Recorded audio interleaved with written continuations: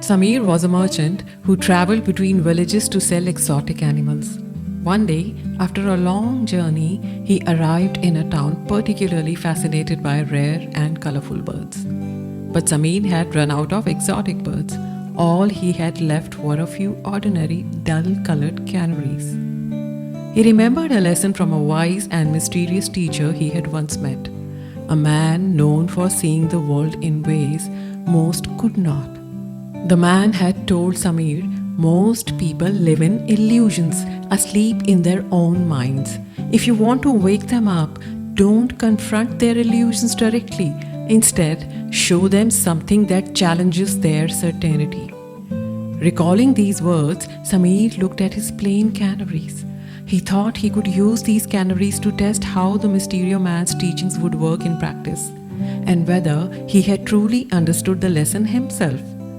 He believed that for some people, including himself, teaching others was a way to absorb the teaching more deeply. With this in mind, he carefully painted their feathers in vibrant red, greens, and blues. The next day, he displayed them in the market as rare birds from a distant land. The villagers were fascinated by their beauty. Eagerly, they gathered around these exotic creatures. Among the crowd was a young woman named Leela, who felt especially drawn to the birds.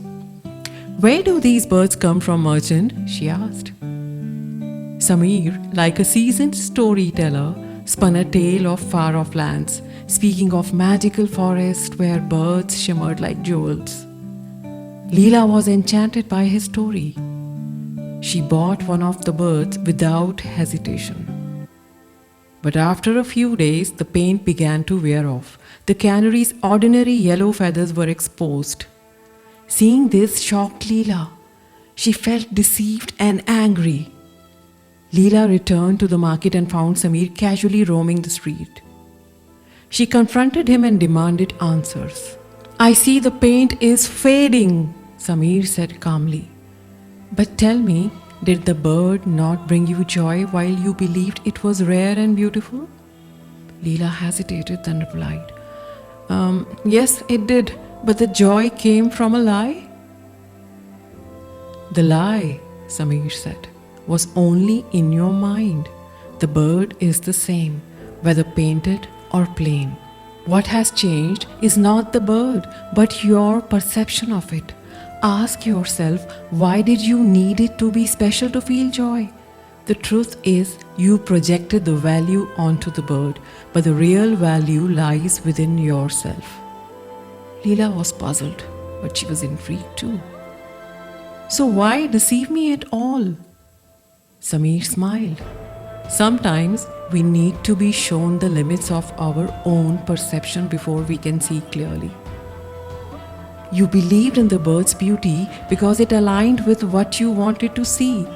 The painted colors were a tool not to trick you but to help you question what you see as real. It's not about what the eyes see, but what the mind understands." And then he said, "This lesson is not about the bird, Leela, but about waking up, just as a teacher once helped me see beyond appearances. Now you too have a choice. Remain disappointed by the fading colors, or understand the deeper truth. What truly matters is not the surface, but your own awareness." Leela left the market, carrying more than a painted bird. She carried a deeper understanding, an invitation to see beyond the surface and reflect on her own assumptions. This story reflects the essence of Mr. Gurdjieff's way of the Sly Man. Gurdjieff believed that most people live mechanically, rarely questioning their deeply held beliefs. By using conscious trickery or paradoxes, a teacher can provoke students to confront their assumptions and see life with new clarity. Samir's painted birds were not just a deception, they were a skillful means of teaching. In Gurdjieff's teachings, such methods were intended to jolt people into a higher state of self-awareness, urging them to wake up from the illusions they so often live by.